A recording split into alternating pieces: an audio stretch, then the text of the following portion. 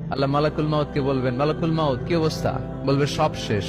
মাইয়াপ্পা, কে বাকি? মালাকুল মাউত বলবে জিনেরা বাকি, যাদেরকে দেখা যায় না। আল্লাহ বলবেন জিনদেরকেও শেষ করে ফেলো, রুহু কবজ করো। মালাকুল মাউত আজরাইল জিনদের রুহু কবজ করবে। আল্লাহ এবার জিজ্ঞেস করবে, ইয়া মালাকাল মাউত আখবিরনি মাইয়াপ্পা, এবার বলো আর কে বাকি? মালাকুল মাউত বলবে, আল্লাহ মানুষগুলো সব শেষ, জিনগুলাও শেষ, এবার বাকি ইবলিস শয়তান। কে বাকি?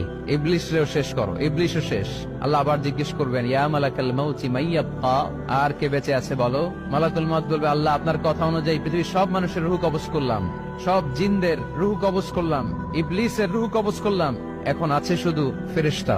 আছে কারা? যাও ফেরেশতাদের রুহ কবজ করো। ফেরেশতাদের রুহ কবজ হয়ে যাবে। এবার আল্লাহ জিজ্ঞেস করবেন, ইয়া মালাকাল মাউত আখবিরনি মাইয়াব্বা। মালাকুল মাউত বলবে, আল্লাহ আপনার কথা মতো ধরে ধরে সব শেষ, ফেরেশতাও শেষ, 4 জন ছাড়া। কয়জন ছাড়া? জোরে বলেন, কয়জন ছাড়া?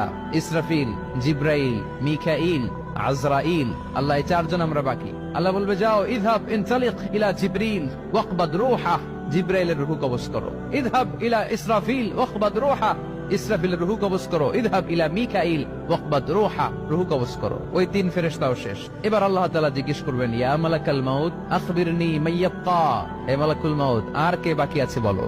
মালাকুল মাউত বলবে, আল্লাহ আপনার কথা মতো মানুষগুলো শেষ, জিনগুলো শেষ, ইবলিস শেষ, আমার বাকি 3 ভাই ইসরাফিল, মিকাইল, জিব্রাইলও শেষ, শুধু আমি, শুধু আমি।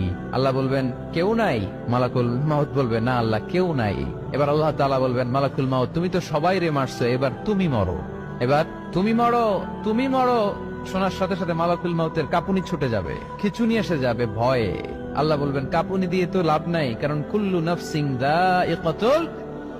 রব্বুল আলামিন বলবেন, মালাকুল মাউত কেঁদো না, এটাই দুনিয়ার বিধান, আমি আল্লাহর দেয়া বিধান, এটাই, জন্মালেই মরতে হয়। যাও জান্নাত জাহান্নামের মাঝখানে একটা জায়গা আছে, জায়গাটার নাম হলো আরাফ। এই আরাফের মধ্যখানে যে দাঁড়া, ওখানে যে মালাকুল মাউত কাঁপতে থাকবে। মালাকুল মাউত বলবে, আল্লাহ সৃষ্টির শুরুতে যদি জানতাম, সৃষ্টির শুরুতে যদি জানতাম সবাইকে মৃত্যুদান করার পরে, রূহ কবজ করার পরে আমাকেও মরতে হবে, তাহলে এই কঠিন দায়িত্বের ব্যাপারে আপনার কাছে ক্ষমা চাইতাম। আজকে আমারও যে ভাগ্য বরণ করে নিতে হবে সৃষ্টির শুরুতে, আমি এটা কল্পনাই করতে পারি নাই। আল্লাহ বলবেন, নো টক, মুত ইয়া মালাকাল মাউত, মর, মরে যা, মুত, মরে যাও। বলার সাথে সাথে মালাকুল মাউত এক বিকট চিৎকার হাঁকিয়ে মরে যাবে। মালাকুল মাউতের চিৎকারটা সেদিন এত ভয়ঙ্কর হবে, বিষ্ণু ঈসা ইসলাম বলেন, ওই চিৎকারের আওয়াজ যদি পৃথিবীর মানুষেরা কান দিয়ে শুনতে পেত, তাহলে কিয়ামত সংগঠিত হওয়ার জন্য আলাদা করে ইসরাফিলের সিঙ্গার প্রয়োজন হতো না। ওই চিৎকারের আওয়াজে প্রতিটা মানুষ কানের পর্দা ফেটে ওই জায়গায় লাশ হয়ে পড়ে যেত। এবার ডানে বায়ে সামনে পেছনে উপরে নিচে কেউ নাই, একজন ছাড়া। জোরে বলতে হবে, তিনি কে?